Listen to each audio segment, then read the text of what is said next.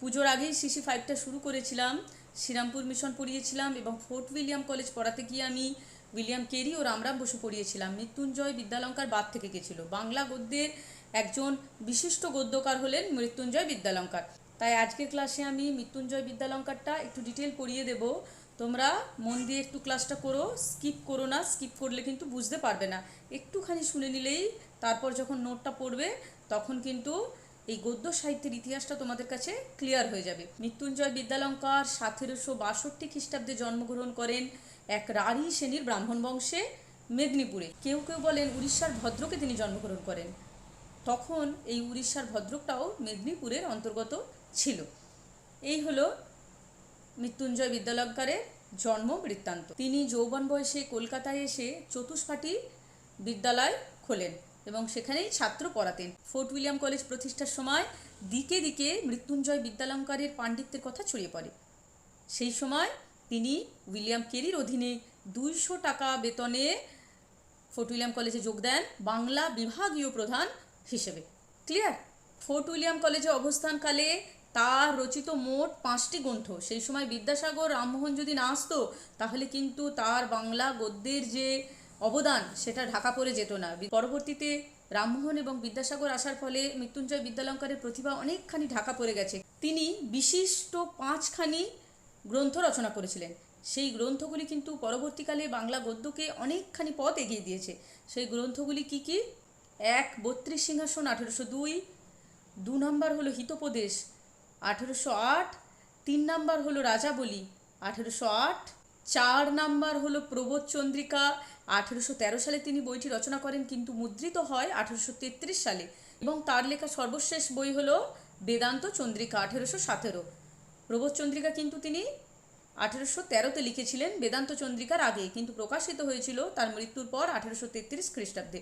Clear? এই হলো তার 5টি বই। এই 5টি বইয়ের আমরা ভাষা ও বৈশিষ্ট্যগুলি জানলেই মৃত্যুঞ্জয় বিদ্যালঙ্কারের গদ্য চর্চা ঠিক কেমন ছিল আমাদের স্বচ্ছ ধারণা তৈরি হবে। মৃত্যুঞ্জয় বিদ্যালঙ্কারের 32 সিংহাসন বইটি আখ্যায়িকা ধর্মীর রচনা।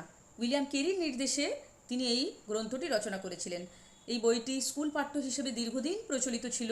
গল্পরসের আকর্ষণে এই গ্রন্থটির কিন্তু অনেকগুলি মুদ্রণ প্রকাশিত হয়েছিল। এর মধ্যে যেহেতু গল্পের একটা রস ছিল, এই জন্য স্কুলের ছাত্রদের আকর্ষণ করত এবং দীর্ঘদিন ধরে এই বইটি প্রকাশিত হয়েছে এবং স্কুলে পড়ানো হয়েছে। এই 32 সিংহাসন গল্পটির বিষয়বস্তু কি? এখানে কিন্তু রাজা বিক্রমাদিত্যের কথা রয়েছে। রাজা বিক্রমাদিত্যের ঔদার্য, মহানুভবতা, তার পরাক্রমশীলতা ইত্যাদি রয়েছে। কিছুটা ইতিহাস, কিছুটা জনশ্রুতি মিশে বেশ একটি চমকপ্রদ গল্পরস রয়েছে। এই বইয়ের 32টি গল্পের উদ্দেশ্যই ছিল রাজা বিক্রমাদিত্যের নিঃস্বার্থ, নির্লভ, মহানুভব চারিত্রিক বৈশিষ্ট্যগুলি তুলে ধরা। এইবার আসছি এই যে 32 সিংহাসন বইটি, এর গদ্য ভাষাটা ঠিক কেমন ছিল? এই গদ্যের ভাষা ছিল সহজ, সরল ও বিবৃতিধর্মী। আর এই গদ্যের শব্দচয়নের ব্যাপারে মৃত্যুঞ্জয় বিদ্যালঙ্কার ভীষণ পারদর্শিতা দেখিয়েছেন। কিন্তু এই বইটির গদ্যের ত্রুটিগুলি কী ছিল? দীর্ঘ বাক্য, অতিরিক্ত সংস্কৃত বহুল খটোমটো শব্দ, বেশি অসমাপিকা ক্রিয়ার ব্যবহার ইত্যাদি এই গ্রন্থের রসভঙ্গের কারণ। তাহলে গদ্যের ভাষাটা ছিল সহজ, সরল, বিবৃতিধর্মী, স্বচ্ছতা ছিল শব্দচয়নে, সমস্ত কিছু থাকা সত্ত্বেও এর ত্রুটিগুলি হলো সংস্কৃত অনুসারী, দীর্ঘ বাক্য, বেশি অসমাপিকা ক্রিয়ার ব্যবহার, ফলে কিন্তু রসবদ্ধ হয়ে ওঠে না, রসভঙ্গ হয়ে যায়। এই গেল 32 সিংহাসন। মৃত্যুঞ্জয় বিদ্যালঙ্কারের পরবর্তী বইটি হলো হিতোপদেশ। এটি কিন্তু অনুবাদমূলক গ্রন্থ এবং ভীষণ জনপ্রিয়।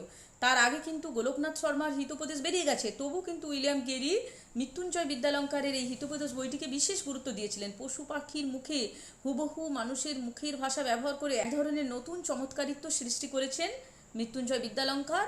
এই হিতোপদেশ কিন্তু দীর্ঘদিন ধরে মানুষের মধ্যে জনপ্রিয় ছিল, মানুষের ভালো লাগার বিষয় ছিল, কারণ এর কাহিনীগুলো চিত্তাকর্ষক, বিষয় বৈচিত্র্য রয়েছে, নানান ধরনের সমস্ত গল্প, কোথাও রয়েছে রঙ্গকৌতুক, কোথাও রয়েছে নীতিকথামূলক গল্প, কোথাও শুধুই গল্প। এই বিষয়ের বৈচিত্র্যের কারণে হিতোপদেশ মানুষের কাছে ভীষণ জনপ্রিয় হয়েছিল। এখন আমরা জানবো যে হিতোপদেশের ভাষা কেমন ছিল। হিতোপদেশের ভাষা ছিল সংস্কৃত অনুসারী বা সংস্কৃত গন্ধী। বিষয়ভঙ্গির মধ্যে স্বচ্ছন্দ থাকলেও এর অন্যয় রীতির মধ্যে কিন্তু ত্রুটি ছিল। বাংলা সাধুরীতিকে তৎসমবহুল শব্দ দিয়ে একটি জটিল অন্বয় রীতির সৃষ্টি করেছিলেন মৃত্যুঞ্জয় বিদ্যালঙ্কার এই বইটিতে। কারণ তিনি মনে করেছিলেন যেহেতু সাধুরীতিতে লিখছি সেই কারণে সংস্কৃত অনুসারী হওয়াটা প্রয়োজন। এরপর আসছি মৃত্যুঞ্জয় বিদ্যালঙ্কারের সবথেকে গুরুত্বপূর্ণ গ্রন্থটি নিয়ে, সেটি হলো রাজাবলী। এটি ভারতের প্রথম ইতিহাস বলেও পরিচিত। সজনীকান্ত দাস রাজাবলী সম্পর্কে বলেছেন, বাংলা ভাষার সর্বপ্রথম ধারাবাহিক ইতিহাস তাহাতে সন্দেহ নাই। বাঙালির লেখা কোনো ইতিহাস না থাকায় সম্ভবত উইলিয়াম কেরি মৃত্যুঞ্জয় বিদ্যালঙ্কারকে এই বইটি লিখতে উদ্বুদ্ধ করেছিলেন। তারই অনুপ্রেরণায় মৃত্যুঞ্জয় বিদ্যালঙ্কার এই বইটি লেখেন। হিন্দু যুগ, মুসলমান শাসক ও ইংরেজ আমলের ইতিহাস নিয়েই এই রাজাবলী রচিত। মৃত্যুঞ্জয় এই রাজাবলী গ্রন্থের প্রথমেই ভারতীয় পুরাণ অনুযায়ী ইতিহাসের যুগবিভাগ করেছেন। প্রাচীন ভারতের ইতিহাস ও ভূগোলের পরিচয় দিয়েছেন। মুসলমান শাসনের, যেমন আকবর, জাহাঙ্গীর, শাহজাহান, নূরজাহান, ঔরঙ্গজেব প্রত্যেকের বর্ণনা কিন্তু এই বইটিতে রয়েছে। কিন্তু ইতিহাসের উপাদান যতটা না রয়েছে তার থেকে বেশি রয়েছে জনশ্রুতি, অর্থাৎ সেই সময় মানুষের মুখে মুখে ইতিহাসের যে কাহিনীগুলো প্রচলিত ছিল সেইগুলিকে প্রাধান্য দিয়েছেন মৃত্যুঞ্জয় বিদ্যালঙ্কার তার রাজাবলী গ্রন্থে। কিন্তু তার আগে বাঙালির লেখা কোনো ইতিহাস গ্রন্থ ছিল না, সেই কারণে কিন্তু বাংলা সাহিত্যের ইতিহাসেও রাজাবলীর ভূমিকা অত্যন্ত গুরুত্বপূর্ণ। এটি একটি ঐতিহাসিক পদক্ষেপ।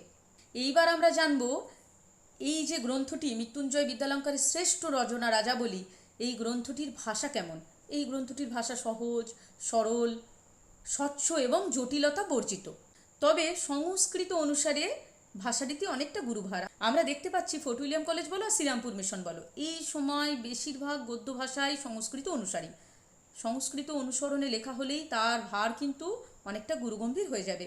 রাজাবলীরও তাই ভারটা ছিল গুরুগম্ভীর, কিন্তু রাজাবলীর ভাষা যেহেতু ছিল বিবরণধর্মী তাই অনেকখানি সহজ সরল। এরপর আসছি মৃত্যুঞ্জয় বিদ্যালঙ্কারের অন্যতম শ্রেষ্ঠ গ্রন্থ প্রবোধচন্দ্রিকা সম্পর্কে। প্রবোধচন্দ্রিকা কিন্তু মৃত্যুঞ্জয় বিদ্যালঙ্কারের অন্যতম একটি গুরুত্বপূর্ণ রচনা। কেন? যেমন বাচনভঙ্গি তেমনি তার বিষয়বস্তু, এই দুটি মিলিয়ে প্রবোধচন্দ্রিকা কিন্তু বাংলা গদ্যে বিশ্বকোষ জাতীয় রচনা। তার এই গ্রন্থটি মূলত সংকলন গ্রন্থ। তিনি সংস্কৃত ব্যাকরণ, নীতিশাস্ত্র, অলঙ্কার, পুরাণ ও ইতিহাস নানা ধরনের বিষয় উপাখ্যানকে কিন্তু এই গ্রন্থটিতে সংকলিত করেছেন। জন ক্লার্ক মার্সম্যান 1833 খ্রিস্টাব্দে মুদ্রিত এই প্রবোধচন্দ্রিকা গ্রন্থটির কিন্তু যথেষ্ট প্রশংসা করেছেন। গ্রন্থটিতে লেখকের ভাষার ওপর যে দক্ষতা, বাচনভঙ্গি, দার্শনিক মনোভাব সমস্ত কিছু কিন্তু পরিচয় পাওয়া যায়। তিনি এই গ্রন্থটি লিখেছেন উত্তম গৌড়ীয় ভাষাতে সাহেবদের শিক্ষা দিতে। 4টি স্তবক, বহু সংখ্যক কুসুমে বিভক্ত এই বিশাল আয়তন গ্রন্থটিতে রয়েছে ধ্বনি, অলঙ্কার, নীতিশাস্ত্র, লিপিশাস্ত্র, তর্কশাস্ত্র, জ্যোতির্বিজ্ঞান, রাজনীতি, আইন ইত্যাদি বিচিত্র বিষয়। প্রবোধচন্দ্রিকার ভাষা কেমন ছিল? প্রবোধচন্দ্রিকার ভাষা সম্পর্কে গোপাল হালদার বলেছেন যেখানে 3টি গদ্যরীতি অনুসৃত হয়েছে, একটি কথ্যরীতি, একটি হলো সাধুরীতি, অন্যটি হলো সংস্কৃত অনুসারী রীতি। মৃত্যুঞ্জয় বিদ্যালঙ্কার এই গ্রন্থটিতে যে পরিচ্ছন্ন সংস্কৃত অনুসারী ভাষার প্রয়োগ করেছেন তা কিন্তু প্রশংসনীয়। মৃত্যুঞ্জয় বিদ্যালঙ্কারের সর্বশেষ রচনা হলো বেদান্ত চন্দ্রিকা 1817। এই গ্রন্থটি মৃত্যুঞ্জয় বিদ্যালঙ্কারের একেবারে স্বাধীন রচনা। রামমোহনের বেদান্ত গ্রন্থ ও বেদান্ত সার প্রকাশিত হওয়ার 2 বছর পর মৃত্যুঞ্জয় বিদ্যালঙ্কার এই গ্রন্থটি রচনা করেন। রামমোহনের বেদান্ত গ্রন্থ ও বেদান্ত সার সমাজে কিন্তু ব্যাপক একটা আলোড়ন তুলেছিল, সেই কারণেই তার বিরুদ্ধে মৃত্যুঞ্জয় বিদ্যালঙ্কার তার এই বেদান্ত চন্দ্রিকা গ্রন্থটি রচনা করেন এবং রামমোহন তার উত্তরও দিয়েছিলেন। 1817 খ্রিস্টাব্দে সহমরণ বিষয়ে শাস্ত্রীয় মতবাদ জানতে পণ্ডিতরা কার শরণাপন্ন হয়েছিলেন? মৃত্যুঞ্জয় বিদ্যালঙ্কারকে। মৃত্যুঞ্জয় বিদ্যালঙ্কারকে জিজ্ঞাসা করা হয়েছিল যে সহমৃতা কি শাস্ত্রীয়, শাস্ত্রে কি সহমৃতার কথা কিছু লেখা আছে? তখন তিনি সহমরণকে সমর্থন করেননি। তিনি বলেছিলেন যে স্ত্রী স্বামীর সাথে অনুমৃতা না হয় তার কিন্তু কোনো দোষ বর্তে না, অর্থাৎ স্বামীকে মনে রেখে পরবর্তী জীবনটা তুমি ধর্মকর্মের মধ্যে দিয়ে কাটাও। সহমরণের থেকে এই পথটি কিন্তু উৎকৃষ্ট।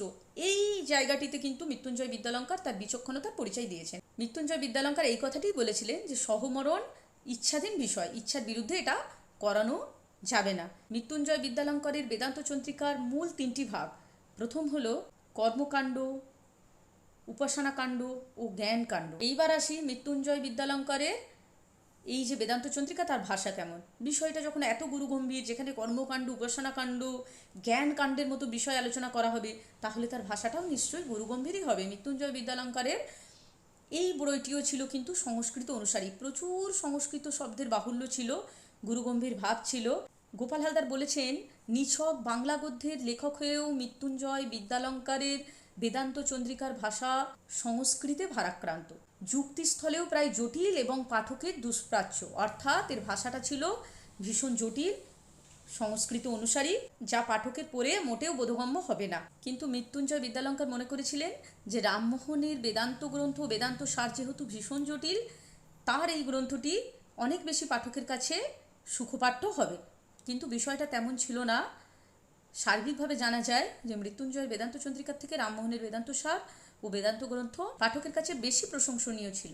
সর্বশেষে বলি, মৃত্যুঞ্জয়ের এই 5টি গ্রন্থের গদ্যরীতি আলোচনা করলে মৃত্যুঞ্জয় সম্পর্কে আমরা এই ধারণাটাই পাই যে তার বাক্যগুলি দীর্ঘ ছিল, তার বেশিরভাগ বাক্যই সংস্কৃত গন্ধ ছিল, প্রচুর পরিমাণে তৎসম শব্দের বাহুল্য ছিল। বাক্যের যে অন্যায় রীতি তিনি সেখানে প্রথম পর্বে রয়েছে, সেই অন্যায় রীতিকে তিনি কিন্তু সংস্করণ করতে পারেননি, এক ধাপ এগিয়ে নিয়ে যেতে পারেননি। পরবর্তীকালে আমরা দেখব বিদ্যাসাগরের হাতে বাক্যের অন্যায় রীতি কিভাবে বদলে যাচ্ছে। কিন্তু মৃত্যুঞ্জয় যে লঘু রচনাগুলো করেছেন, সেখানে কিন্তু তিনি বাস্তবনিষ্ঠতার পরিচয় দিয়েছেন। তুলনামূলকভাবে সেই লঘু রচনাগুলোর বাচনভঙ্গি, কথোপকথন অনেক বেশি সহজ সরল ও প্রাণবন্ত।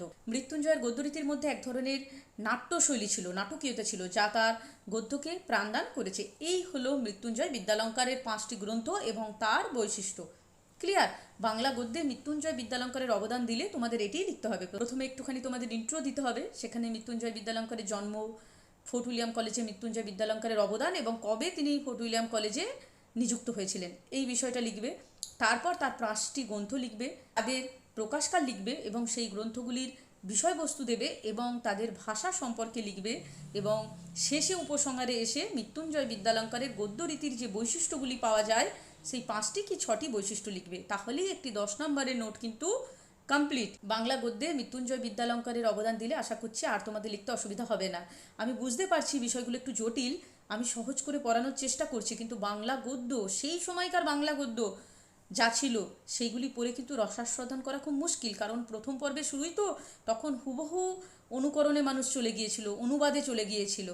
বেশিরভাগ গ্রন্থগুলোই সংস্কৃত অনুসারী, তাই এখানে তুমি রসের বস্তু খুব বেশি পাবে না, তথ্যবহুল বিষয়, মনে রাখার বিষয়। তবুও আমি চেষ্টা করছি ভেঙে ভেঙে সহজ সরল করে পড়ে দিতে, তোমাদের একটা গ্রাফ দিতে, যাতে তোমরা বুঝতে পারো যে এই ব্যক্তিটির সম্পর্কে লিখতে গেলে আমাকে এখানে কী কী লিখতে হবে। বিষয়গুলো যেহেতু তথ্যবহুল, তাই তোমাদের মনে রাখতে হবে। আজকের ক্লাসটা এই পর্যন্তই। তোমাদের এখান থেকে কোনো ডাউট থাকলে আমাকে কমেন্ট সেকশানে জিজ্ঞেস করো, আর পড়াশোনাটা এখন থেকেই শুরু করো। আমি চেষ্টা করব খুব শীঘ্রই এই CC5 থেকে কিছু সংক্ষিপ্ত প্রশ্ন দিয়ে দেবার। প্রত্যেকে ভালো থেকো। Thank you.